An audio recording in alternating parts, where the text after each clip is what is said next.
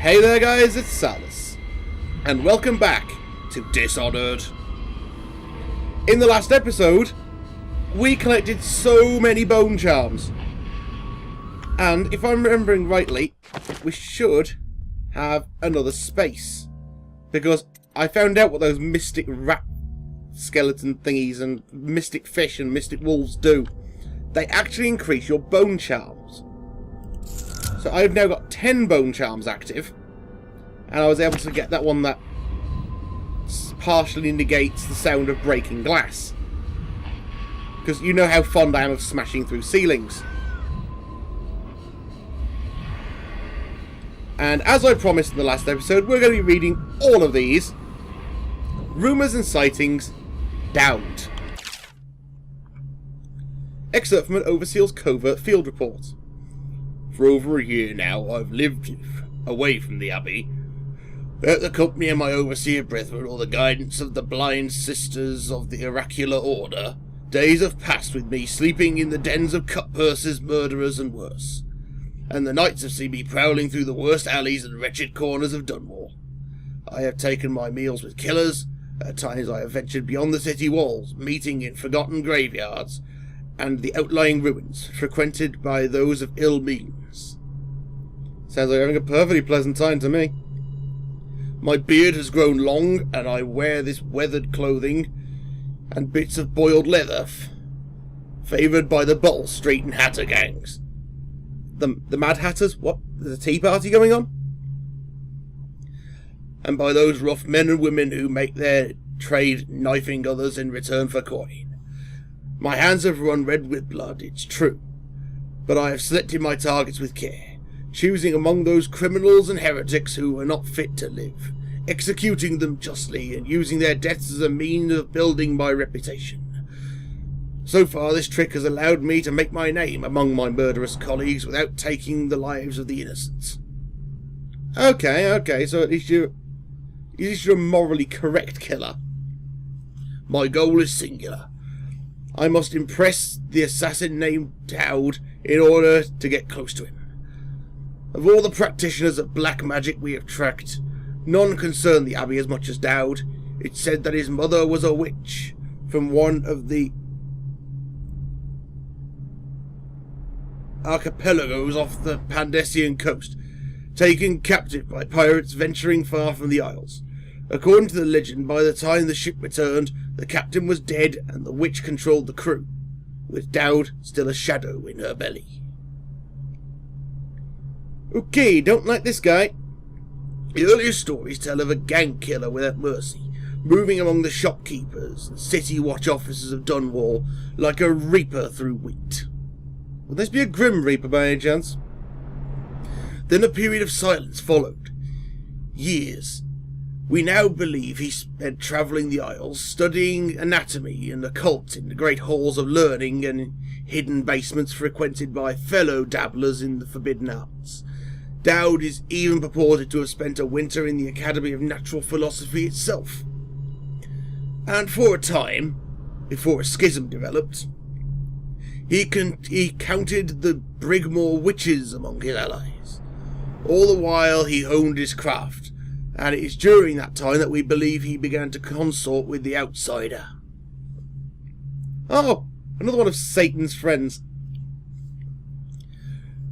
New reports emerged of a dusky-skinned assassin paid by the elite to eliminate their rivals in Dunwall, and in other major cities across the Isles. Those who saw him and lived numbered in the handful, but all of them reported something strange.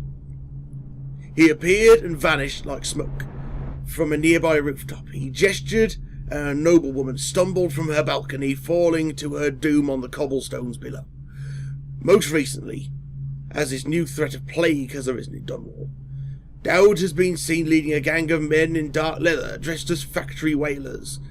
In their vapour mass, they seemed loyal beyond comprehension for one so unworthy, leading me to wonder if some of his magic is dedicated to lulling their minds, enslaving them.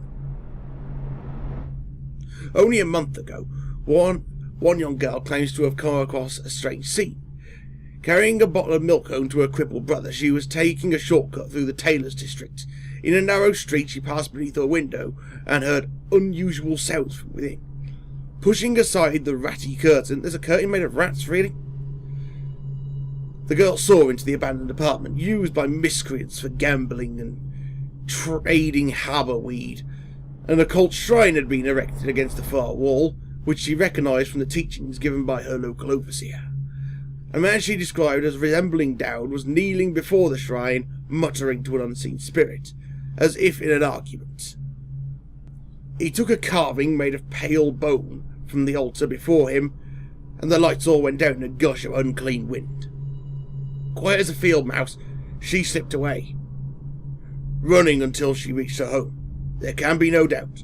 DAUD is an agent of the outsider and must die, for there is no limit to the evil that this man might do. This is my solemn oath, and the great purpose of my life. Until DAUD is dead and his corruption has been purged from the world, I will continue to move among the depraved, winding my way towards him.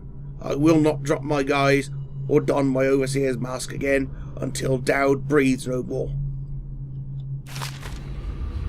Okay, you've clearly made a commitment to the crazy.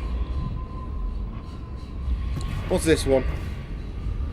Field survey notes. The Royal Spy. This is going to be another long one, isn't it? Yep. Excerpt for the personal memoirs of Hiram Burroughs, dated several years earlier. This is the 4th day. Month of high cold. What, January? Progress continues on the suppression of gang activity in the distillery district, but more slowly than I'd expected. The ruffians operating here have been cunning, I'll grant them that, but it's only a matter of time. I'll see their leaders flogged in public and sent beneath the royal executioner's blade, if I had my way. That mute bastard will be working day and night removing the heads that need removing. Internally, the Empress does not seem pleased with my investigations. It seems that it is beyond her thinking, against her very nature as a trusting person, to believe that traitors move among us. But I know they do. They must. No Jessamine would rather spend her time with the Royal Protector. At least he's likely to stop any immediate threat to her safety. But a strong arm is not what is needed against those who would undermine us. How will Corvo's sword stop a poisoned wine glass or an explosive delivered by courier? It will not. There are many threats around us, threats requiring meticulous efforts to police. I think you'll find my sword is proving very, very well at stopping things after they've happened. Young Lady Emily is undisciplined, I'm afraid. Here in Dunwall Tower she receives instruction from the finest tutors known in the Isles. Yet her mother spoils her, and she spends most of her time lost in imagination, wasting her time drawing or asking Corvo to teach her to fight with wooden sticks. The girl might rule the Empire some day. Every moment spent at play is a moment wasted. Shoring up security for the main gate leading into Dunwall Tower has been another pet project of late. To think that back in his day, Emperor Caldwin left it open to the public during the day, allowing anyone to come and go as they pleased. If it were up to me, I'd seal off access to the streets entirely, but the Empress won't hear of it. The water lock is much easier to protect, and if it were the only way into the tower, traffic in and out would be greatly reduced. Someday the wrong person is going to slip in, and we'll suffer for it. Mark my words. No amount of security is excessive when it comes to protecting the heads of state. The Empress also disapproves of my plans for the Sokolov devices. Sokolov himself has no interest in security, of course, but he's vain and therefore keen to see his inventions deployed in any fashion. This wall of light he's been tinkering with has promise. In any case, at least, I was able to convince the Empress to upgrade the pistols carried by the officers of the watch. Why do I worry so when no one else seems to care? If I ever fall asleep, will it all sink into the ocean? Will the rough things clamber over the walls and fill themselves on our flesh. This is what I see in the same dream several times each month. If only I had more saying things, more authority, I could protect us all. Perhaps I would have been working too hard. Dinner and an evening of conversation with a certain lady of refinement might be in order. Perhaps somewhere nice in the estate district. Hiram Burroughs, Royal Spy Master.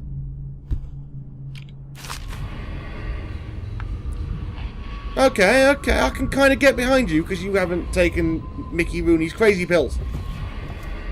Oh, note from Piera. What's this? Corvo, thank you for getting me a live weeper. This is going to be invaluable for my old friend at the Academy of Natural Philosophy. As living plague specimens are quite difficult to procure, rest assured my colleague will handle the situation as humanely as possible. Okay. You know, I can kind of get behind that. Right, final book. This is going to be another long one, isn't it? You just know it is. Early Life and Criminal Record of SLACKJAW.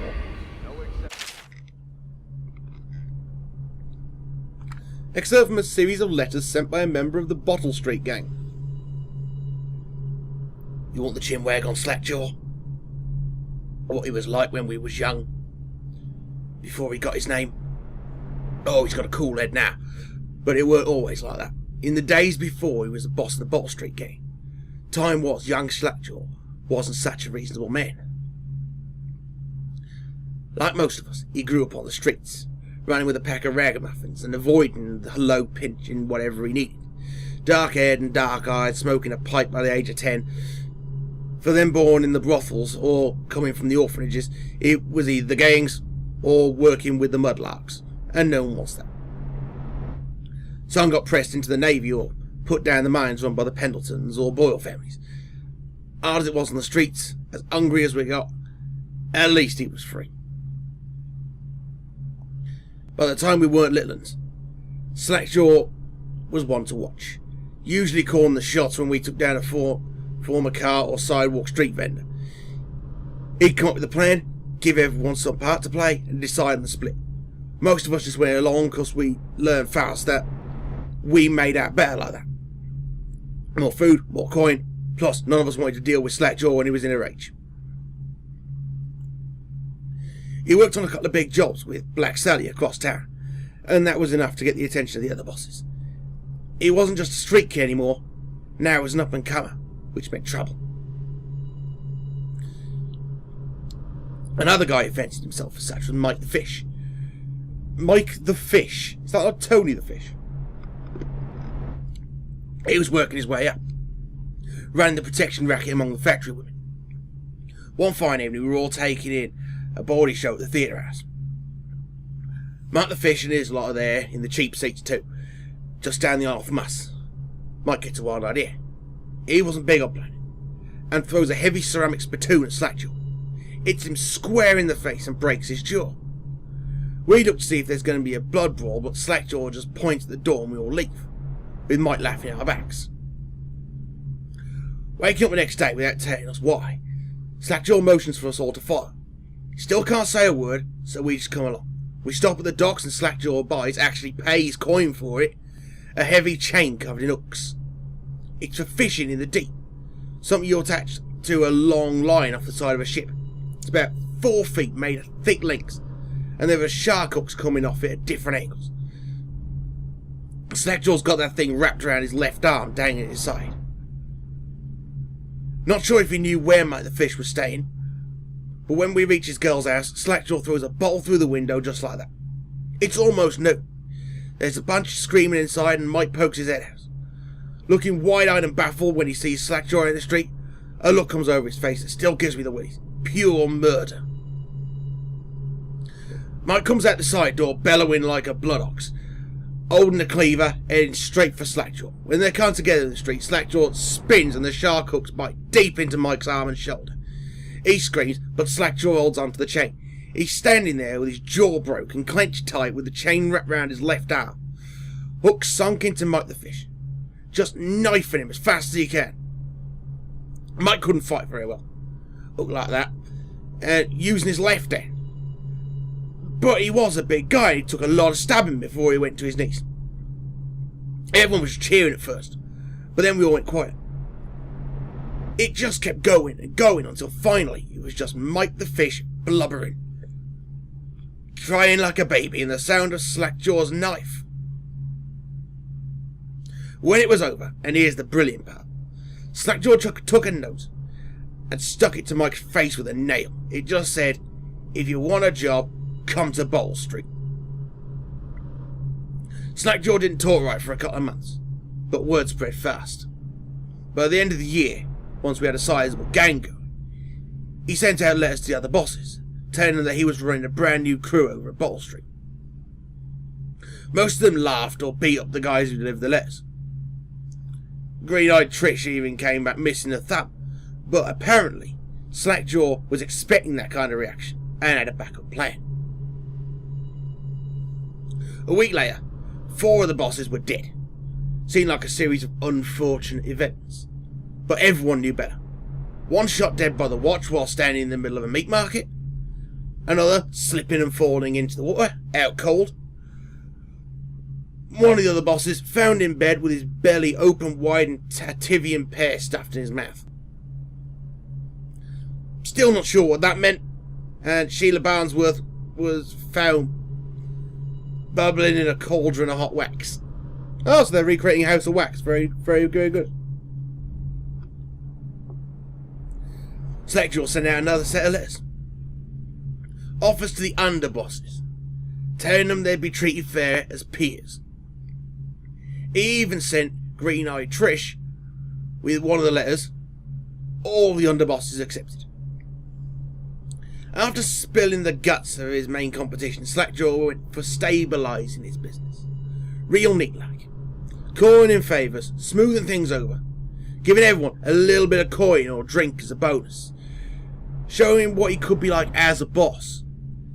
So everything got quiet, which always makes the boys of the City Watch nervous, of course.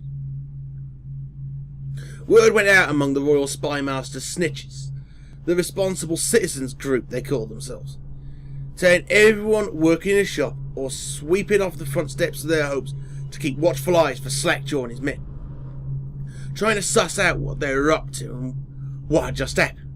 But SLACKJAW ain't stupid. He greased a few palms among the shopkeepers and the watch, telling them that he was in town to stay, and that things would be run properly from now on. Without so much blood, he was finally a real boss, ready to settle into the business of moving whiskey and running the hound fights and offering up the ladies and gentlemen of the night, if you take my meaning. Then the plague came. At first, it seemed like a good thing. A few people got sick, and everyone wanted to buy those potions from Sokolov or Piero. Health elixir or spiritual remedy, they call them. SLACKJAW told me he saw an opportunity. We already had an old whiskey factory with a still, where we could water the stuff down and sell it discounted. But the same with Sokolov's elixir was a smart plan. Pretty soon, everyone in the slums was so sick and business was so good. But after a while, there were so many people down with the plague that everyone got scared. Everybody started acting real nasty like, and everything fell apart. When people can't work, they don't have the coin for elixir, watered down or pure. When the Empress died, it seemed like Dunwall would slide into the void. Spymaster Burroughs took over, and the Watch started using all that new Sokolov technology. Watchtowers, tall boys, and them arc pylons. They put up a wall of light across Clavering Boulevard and cracked down hard. But SLACKJAW surprised us again. Instead of leaving town on a boat bound for Morley or one of the other isles, he stayed and kept it all together. We get as much elixir to fight off the plague as the City Watch, with their taxes and rations, and that's kept us alive so far. Crowley, Bowl Street Gang.